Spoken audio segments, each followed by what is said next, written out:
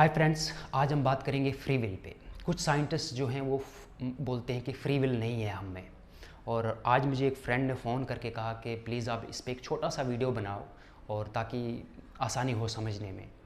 तो हम neuro scientist बोलते हैं कि every human action has preceding cause. एक तो इंटरनल काज है, एक एक्सटर्नल काज है। इंटरनल काज मतलब बायोलॉजी हमारी, और उस बायोलॉजी में मेरा ब्रेन स्ट्रक्चर, मेरे केमिकल्स, जेनेटिक्स, जीन्स, न्यूरोट्रांसमीटर कैसे वर्क कर रहे हैं वो आता है। और एक्सटर्नल काज में क्या आता है, इन्वायरमेंट या कोई इवेंट, जिस इवेंट की वजह से मेरे इरादे पे असर, मेरा इरादा बदला और फिर मैंने एक्शन किया। तो ये दो वजह है। अब हम देखते हैं इसमें कि हमें इरादा है या नहीं है। एक छोटी सी मिसाल से मैं समझाने की कोशिश करूँगा कि हमारे दिमाग में जो भी ये ख्याल आ रहे हैं, आप खुद ही डिसाइड करो ये ख्याल मैं खुद या हम खुद ला रहे हैं या आ रहे हैं। ये आ रहे हैं, ये आते जाते हैं, अच्छे बुरे, पास्ट के, फ्यूचर के ख्याल आ रहे हैं। हम चाहते हैं कि ऐसे ख्याल ना आए पर फिर भी आते हैं। तो हमारी जो मैकेनिज़्म है उसमें से कॉन्शियसनेस जो फूट रही है, उसमें से ऐसी ही कॉन्शियसनेस फूट रही है। और उसके बाद मुझे लगता है मेरे में फ्री विल है, मुझ में फ्री विल है, मेरे में इरादा है। तो एक तो मैं बायोलॉजी का बंधा हुआ हूँ, दूसरा इन्वायरमेंट का, एक्सटर्नल और इंटरनल। अब हम समझने की ये कोशिश करेंगे कि क्या क्या जो मैं करता हूँ वो मैं डिटरमाइंड हूँ, साइंटिफिक डिटर्मिनिज्म जिसे कहते हैं। मिसाल के तौर पे ये फ़ैन है, मैं बटन ऑन करूँगा, फ़ैन चलेगा या तो नहीं चलेगा, दो ही ऑप्शन है। अगर औरत बच्चा देगी, इंसान की औरत, तो वो इंसान ही का बच्चा आएगा, खरगोश या बिल्ली वहाँ से नहीं आएगी। तो ये एक तरह का डिटर्मिनिज्म है। जैसे सूरज के इर्द गिर्द चीज़ें घूम रही हैं, ये साइंटिफिक डिटर्मिनिज्म है। ऐसा ही होगा, दूसरी तरह से नहीं हो सकता, कोई पॉसिबिलिटी नहीं है दूसरी तरह नहीं होगा। और अगर वहाँ होगा तो कॉज एंड इफेक्ट होगा वहाँ पे भी।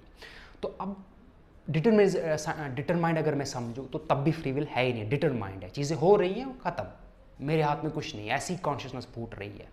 दूसरी पॉसिबिलिटी रैंडम, कहते हैं कि क्वांटम फिज़िक्स में रैंडमली चीज़ें हो जाती है।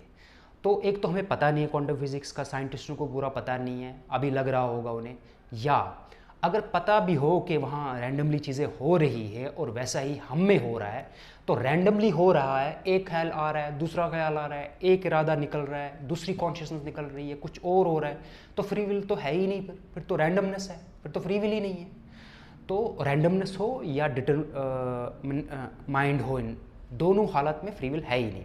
अब आप कहोगे ऐसे कैसे, हमारे सामने 10 खाने हो पड़े हुए, 10 में से मैं आपको बोलूं आपकी पसंद है, आपका इरादा, आप खुद ही पसंद कर लो कौन सा खाना है आपको।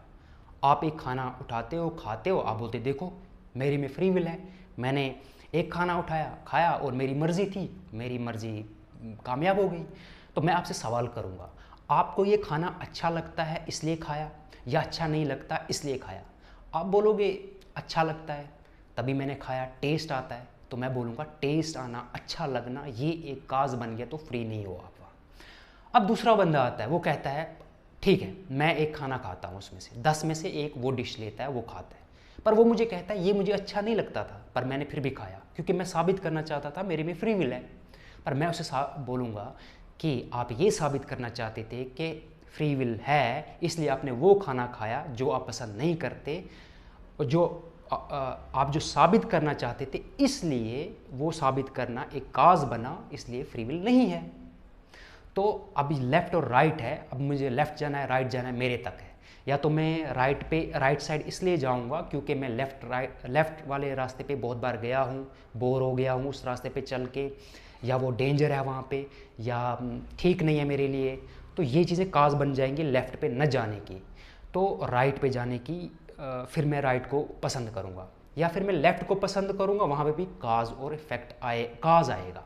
और जहाँ काज होता है वहाँ फ्री विल नहीं होता। हर चीज़ के पीछे काज है, छोटी लेवल पे, बड़ी लेवल पे। साइंस हर चीज़ों के पीछे काज हमें बताती है कि क्या है।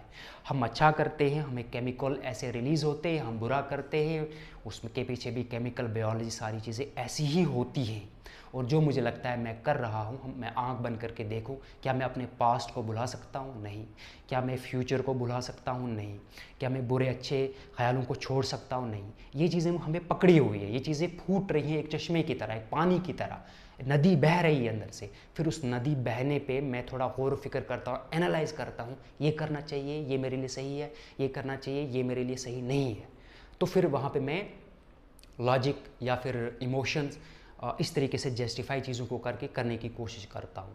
तो हम देखते हैं कभी झगड़ा होता है, अचानक हमारा बिहेवियर चेंज हो जाता है, हम बाद में पछताते हैं, ऐसा क्यों, मैं तो ऐसा भी कर सकता था, ऐसा क्यों। क्रिकेट में आपने देखा होगा, कोई प्लेयर गलत शॉट खेलता है तो फिर वो बाद में पछताता है, ऐसा क्यों। अगर फ्री विल है तो पहले वो कंट्रोल कर सकता था।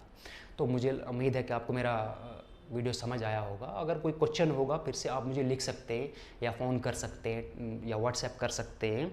तो जिस चीज़ के पीछे काज हो, अगर उसलिए हम कर रहे हैं तो फ्री विल है ही नहीं। तो मोस्टली हम यहाँ देखते हैं, हम जो भी काम करते हैं उसके पीछे काज होता है, इसलिए फ्री विल नहीं है। हम बंधे होते हैं इन्वायरमेंट से, हमारी बायोलॉजी से, सिस्टम से। फ़ैन को लग रहा है मैं चल रहा हूँ, लेकिन इलेक्ट्रिसिटी यहाँ से सप्लाई हो रही है पीछे से।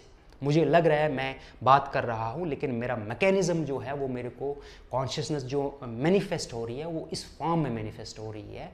कुछ इसी तरह से साइंटिस्ट, न्यूरो साइंटिस्ट बोलते हैं। और आज के लिए इतना ही। उम्मीद है आपको मेरी बात समझ आई होगी। आज के लिए शुक्रिया, थैंक यू।